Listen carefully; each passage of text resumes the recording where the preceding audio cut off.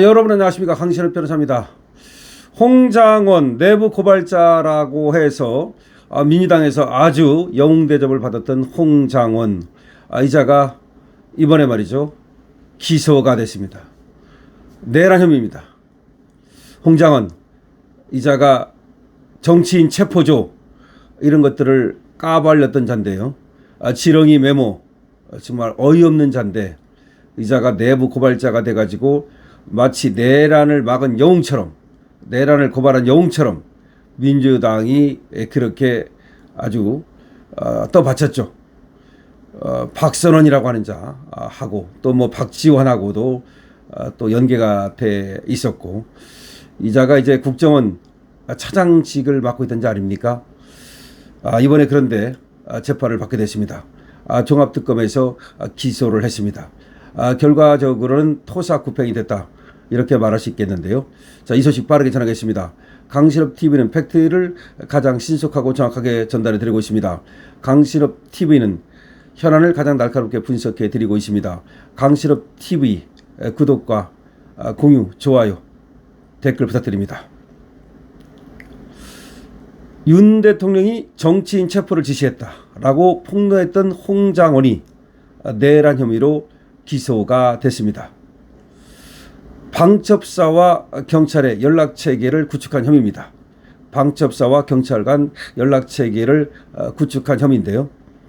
1.23 비상계엄 당시 윤석열 전 대통령의 주요 정치인 체포 지시 등 핵심 내용을 폭로하면서 내란 재판의 주요 증인으로 나섰던 홍장원 전 국가정보원 1차장이 결국 내란 가담 혐의로 재판에 넘겨졌습니다. 자기는 말이죠, 윤 대통령으로부터 정치인을 체포하라는 지시를 받았다라는 등, 그리고 그걸 갖다가 메모를 했다고 하는 뭐 지렁이 메모, 이거를 또 증거로 제시하는 등 그렇게 참고인 또는 증인으로 내란을 갖다가 폭로한, 제대로 이제 계엄이 내란이라고 얘기하는 거 아니겠습니까? 그랬던 저 홍장원이가 내란 수사팀에서는 내부 고발자가 돼서 이 피의자로 조사도 받지 않고 기소도 안 됐는데요. 이번에 종합특검에서는 다시 수사를 또 해서 이번에 내란 혐의로 기소를 한 겁니다. 이걸 가지고 내란 특검과 종합특검이 강하게 부딪히기도 했죠.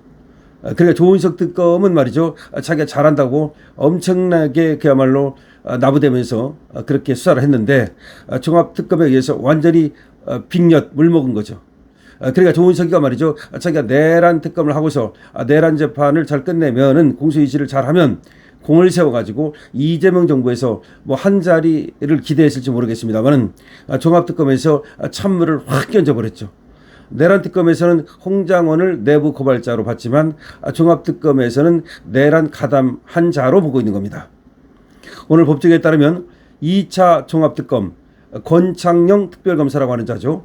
여기는 홍장원 국정원 전 1차장과 조태용 전 국정원장, 황원진 국정원 전 2차장, 김남우 전 기획조정실장 등 국정원 전직 간부 4명을 내란 중요 임무 종사자 그리고 국가정보원법 위반 혐의로 불구속 기소했다고 밝혔습니다.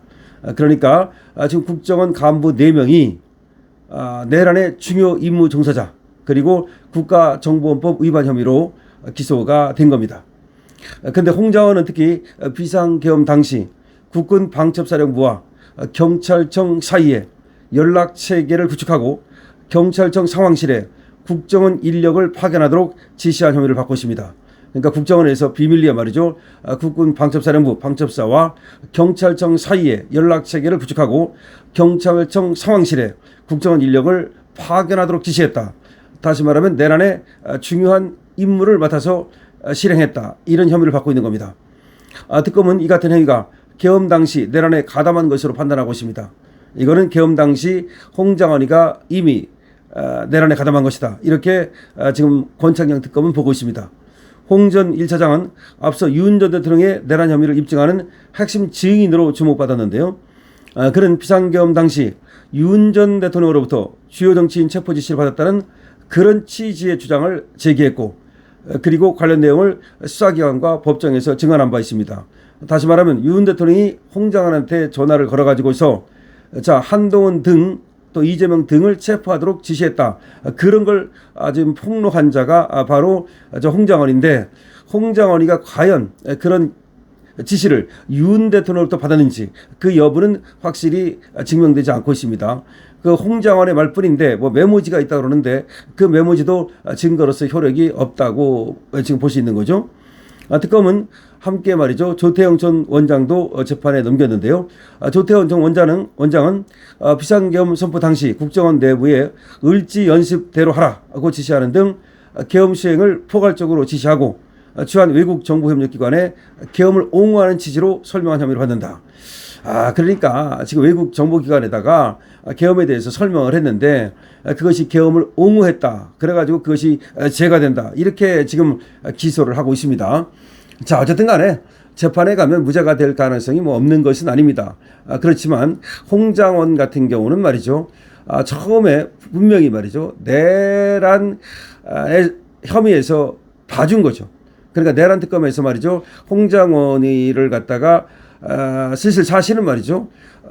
이 똥구녕 굵어가지고서 어떤 그 정보를 많이 빼낸 것 아닌가. 물론 민주당이 이제 그랬다고 봐야 되는데 내란 특검이 그랬다기보다는 그러니까 홍장원이가 사실은 말이죠. 배신을 때리고 저 민주당에다가 윤석열 대통령의 뭐 정치인 체포 지시 등 이런 얘기를 해가지고서 자기는 쏙 빠져나왔던 거죠. 자기도 사실은 말이죠.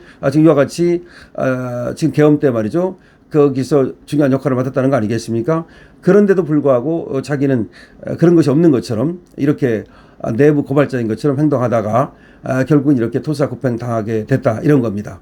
곽종근 이자도 말이죠. 결국은 기소돼서 또 재판을 받을 수밖에 없을 것 같은데요. 일단 홍장원 국정원 전 1차장이 내부 고발자로서 민주당에 부역했으나 결과적으로는 팽당하고 이렇게 기소가 됐다. 이걸 어떻게 봐야 되냐면요. 만약에 지금 홍장원이 아직도 쓸모가 있다면 이렇게 기소 안 합니다. 어떻게든지 해서라도 저 민주당 애들이 그리고 이재명 정권이 저 홍장원이를 갖다가 비호해 줄 겁니다. 즉 어떻게든지 빼낼 겁니다. 그러나 홍장원의 쓸모가 다한 겁니다. 쓸데가 없는 겁니다. 그리고 어차피 배신 때린 자기 때문에 이쪽에서 쓰려고도 안 하는 겁니다. 그래서 홍장원이를 다 써먹고 이제 이번에 기소를 해서 깜빵 보내려고 하는 것이다. 한번 생각해 보십시오. 자, 조태용 같은 경우는 뭐 나중에 무혐의가 될지 모르겠습니다만은 홍장원 같은 경우는 유죄가 나올 것이 거의 확실하거든요. 자, 그렇다면 말이죠. 홍장원이도 적어도 중형을 받을 것 같은데 지금대로라면 근데 민주당에 부역할 대로 다 부역해 놓고 나서 이렇게 팽당하는 그런 심정이 어떨까요? 하여튼 간에 배신자는 결코 그 끝이 좋을 수가 없습니다. 여러분께서는 어떻게 생각하십니까? 홍장원 지금 기소된 거 재판받게 된 거에 대해서 여러분들의 의견을 적어주시기 바랍니다. 강신업TV입니다. 강신업TV는 구독과 공유 여러분들의 회원가입을 기다립니다.